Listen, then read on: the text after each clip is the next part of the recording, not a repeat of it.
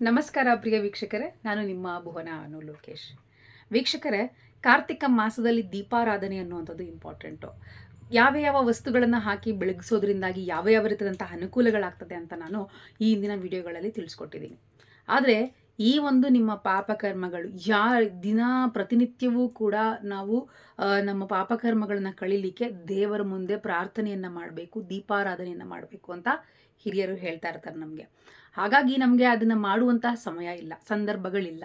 ಹಾಗಾಗಿ ಏನು ಮಾಡಬೇಕು, ನಮಗೆ ಆ ಪಾಪಕರ್ಮಗಳೆಲ್ಲ ನಿವಾರಣೆ ಮಾಡ್ಕೊಳ್ಬೇಕು ಅಂದರೆ ಕಾರ್ತಿಕ ಮಾಸದಲ್ಲಿ ಇಡೀ ವರ್ಷ ನೀವು ದೇವ್ರ ಮುಂದೆ ದೀಪ ಬೆಳಗಿಲ್ಲ ಅಂದರೂ ಪರವಾಗಿಲ್ಲ, ಕಾರ್ತಿಕ ಮಾಸದಲ್ಲಿ ಒಂದು ದಿನ ನೀವು ಈ ರೀತಿಯಾದಂತಹ ಒಂದು ದೀಪವನ್ನು ಬೆಳಗೋದ್ರಿಂದಾಗಿ ಇಡೀ ವರ್ಷ 365 ದಿನಗಳು ಕೂಡ ನೀವು ಬೆಳಗಿದಷ್ಟೇ ದೀಪವನ್ನು ದೇವರ ಮುಂದೆ ಬೆಳಗಿದಷ್ಟೇ ಪುಣ್ಯ ಪ್ರಾಪ್ತಿ ನಿಮ್ಗಾಗ್ತದೆ. ಹೌದು, ಈ ಒಂದು 1000 ಬತ್ತಿಯ ದೀಪ ಅಂತ ಬರ್ತದೆ, 1000 ಬತ್ತಿ ಅನ್ನುವಂಥದ್ದು. ಆ 1000 ಬತ್ತಿಯವನ್ನು ತೆಗೆದುಕೊಂಡು ಬಂದು ದೊಡ್ಡದಾಗಿರುವಂತಹ ದೀಪವನ್ನು ತೆಗೆದುಕೊಂಡು ನಿಮ್ಮ ಇಷ್ಟ ದೇವರ ದೇವಾಲಯ ಅಥವಾ ಯಾವುದಾದ್ರೂ ಒಂದು ಶಿವಾಲಯದಲ್ಲಿ, ನಿಮಗೆ ಇಷ್ಟ ಆಗಿರುವಂತಹ ಯಾವ ಒಂದು ದೇವರ ಒಂದು ದೇವಾಲಯದಲ್ಲೂ ಕೂಡ ಇದನ್ನು ಮಾಡ್ಬೋದು. ಅಥವಾ ನೀವು ಯಾವ ದೇವಾಲಯವನ್ನು ನೀವು ಚೂಸ್ ಮಾಡ್ಕೊಳಕ್ಕೆ ಆಗ್ತಾ ಇಲ್ಲ ಅನ್ನುವಂಥದ್ದಾದರೆ ವಿಶೇಷವಾಗಿ ಸೋಮವಾರದ ದಿನಗಳಲ್ಲಿ ಇದನ್ನು ಮಾಡಿ. ಅದರಲ್ಲೂ ಕೂಡ ಶಿವಾಲಯದಲ್ಲಿ ಮಾಡಿ. ಶಿವಾಲಯದಲ್ಲಿ ನೀವು ಶಿವನ ದೇವಾಲಯದಲ್ಲಿ ಒಂದು ದೊಡ್ಡದಾಗಿರುವಂಥ ದೀಪವನ್ನು ತೆಗೆದುಕೊಳ್ಳಿ. 1000 ಬತ್ತಿ ಅನ್ನುವಂಥದ್ದು ಬರ್ತದೆ. ಆ 1000 ಬತ್ತಿಗಳನ್ನು ತೆಗೆದುಕೊಂಡು ಅದಕ್ಕೆ ಎಣ್ಣೆಯನ್ನು ಹಾಕಿ ಪ್ರಾರ್ಥನೆಯನ್ನು ಮಾಡಿಕೊಂಡು ಒಂದು ದಿನ ಈ ಒಂದು ದೀಪವನ್ನು ಬೆಳಗಿಸಿ. ಖಂಡಿತವಾಗಿ ಇಡೀ ವರ್ಷ ನೀವು ದೀಪ ಬೆಳಗ್ಸೋಕ್ಕಾಗಿಲ್ಲ ಅಂದರೂ ಕೂಡ ಆ ಒಂದು ದೀಪದ ಫಲ ಅನ್ನುವಂಥದ್ದು ನಿಮಗೆ ಇಡೀ ವರ್ಷ ನೀವು ದೀಪ ಬೆಳಗಿಸಿದಷ್ಟೇ ನಿಮಗೆ ಫಲ ಅನ್ನೋಂಥದ್ದು ಸಿಗ್ತದೆ.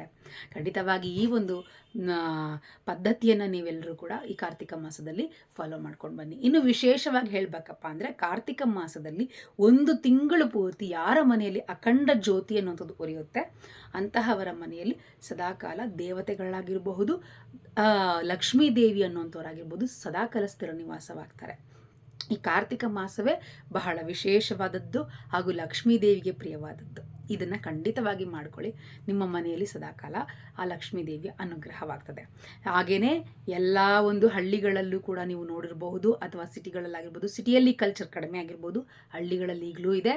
ಮನೆಯ ಹೊರಗಡೆ ಒಂದು ಗೂಡನ್ನು ಮಾಡಿರ್ತಾರೆ ದೀಪ ಹಚ್ಚಲಿಕ್ಕೆ ಅಂತ ಹೇಳಿ. ಎಲ್ಲರ ಮನೆಯಲ್ಲೂ ಕೂಡ ಕಾರ್ತಿಕ ಮಾಸದ 1 ತಿಂಗಳು ತಪ್ಪದಲ್ಲೇ ದೀಪಾರಾಧನೆಯನ್ನು ಮಾಡ್ತಾರೆ.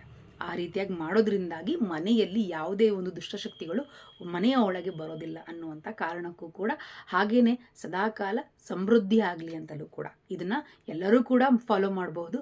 ನಿಮ್ಮ ಮನೆಯ ಅಂಗಳಗಳಲ್ಲಿ ಕಾರ್ತಿಕ ದೀಪಗಳನ್ನು ನೀವು ಕಾರ್ತಿಕ ಮಾಸದಲ್ಲಿ ಬೆಳಗಿಸೋದ್ರಿಂದಾಗಿ ನಿಮಗೆ ಸಾಕಷ್ಟು ಅನುಕೂಲಗಳು ಹಾಗೂ ದೇವರ ಅನುಗ್ರಹ ಅನ್ನುವಂಥದ್ದಾಗ್ತದೆ. ಇನ್ನೂ ಹೆಚ್ಚಿನ ಮಾಹಿತಿಗಳು ಬೇಕು ಅನ್ನೋದಾದರೆ, ನಿಮ್ಮ ಸಮಸ್ಯೆಗಳನ್ನು ಬಗೆಹರಿಸ್ಕೊಳ್ಬೇಕು ಅಂದರೆ ಕೆಳಗೆ ಕಾಣ್ತಾ ಇರುವಂತಹ ಗುರುಜಿಯ ನಂಬರ್ಗೆ ಕಾಂಟ್ಯಾಕ್ಟ್ ಮಾಡಿ. ಹಾಗೆಯೇ ಪಕ್ಕದಲ್ಲಿ ಕಾಣ್ತಾ ಇರುವಂತಹ ಬೆಲ್ ಐಕನ್ನ ಕೂಡ ಸಬ್ಸ್ಕ್ರೈಬ್ ಮಾಡ್ಕೊಳ್ಳಿ. ಇನ್ನೂ ಹೆಚ್ಚಿನ ಮಾಹಿತಿಗಾಗಿ ನಮ್ಮ ಚಾನಲ್ನ ಸಬ್ಸ್ಕ್ರೈಬ್ ಮಾಡಿಕೊಂಡು ಇನ್ಸ್ಟಾಗ್ರಾಮ್ನಲ್ಲೂ ಕೂಡ ಫಾಲೋ ಮಾಡಿ. ಎಲ್ರಿಗೂ ಒಳ್ಳೆಯದಾಗಲಿ. ಧನ್ಯವಾದಗಳು.